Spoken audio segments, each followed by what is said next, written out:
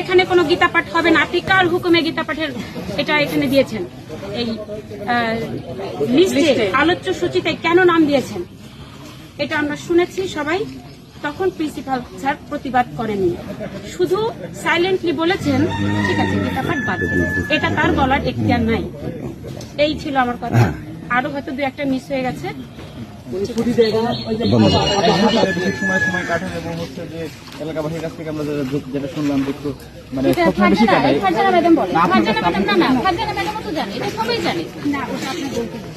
মানে আমরা তো কেউই বলতে মানে কোনো কথাই সেখানে যে বলতে পারি না। আমি কি বলবো, আমি যখন বৈশাখী অনুষ্ঠানে আমার একটা ব্যক্তিগত প্রবলেমের জন্য আমি প্রিন্সিপাল স্যারকে বলেছিলাম যে স্যার আমি একটু ওই দিন আসতে পারবো না। পরে উনি কিছুই বলেনি যে ভালো কি মনে আচ্ছা ঠিক আছে, আমি যেহেতু ওনাকে জানিয়েছি ওই দিন আসিনি। পরবর্তী দিনে আমাকে রিমান্ডে নেওয়া হয় এবং কঠিনভাবে যাচ্ছে তাই ভাষায় অপমান করা হয়। যে যার নাম বলছেন আলিয়া খাতুন, সেই মানে প্রিন্সিপালের সামনে অপমান যাচ্ছে তাই ভাষায়। এবং বাবা মা তুলে, ফ্যামিলি তুলে, বেতন খাবেন প্রতি মাসে কি করে বেতন তুলেন দেখবো, মানে নানা রকম অনেক রকম কথা বলে। তখন আসলে যেহেতু আমরা বাইরে থেকে আসি কোনো কথাই বলিনি, শুধু কান্না করে বেরিয়ে চলি। প্রিন্সিপাল স্যার কোনো পদক্ষেপই নেননি, কোনো কথাই বলেনি। প্রিন্সিপাল স্যার বলেছিল আপনাকে?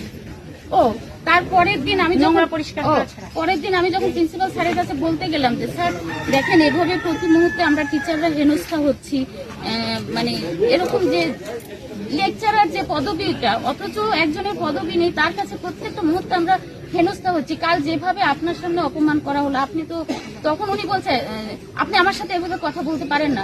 প্রিন্সিপাল স্যারের সামনে প্রিন্সিপালকে যখন বললাম যে স্যার আপনাকে তো আমি বলে গেছিলাম, তারপরেও আমাকে যেভাবে হেনস্থা করা হচ্ছে কয়েকদিন ধরে, তখন উনি বলছে যে আপনি আমার সাথে এভাবে কথা বলতে পারেন না। আপনি জানেন আমি চাইলে আপনাকে যে বাথরুম পরিষ্কার করানো ছাড়া সব কাজ করাতে পারি। কিন্তু আমি তখন প্রিন্সিপাল যেহেতু একজন চেয়ারপারসন, আমি কোনো কথা না বলে কাঁদতে কাঁদতে বেরিয়ে চলে গেছি। আমি দর্শন ডিপার্টমেন্ট লেকচারার।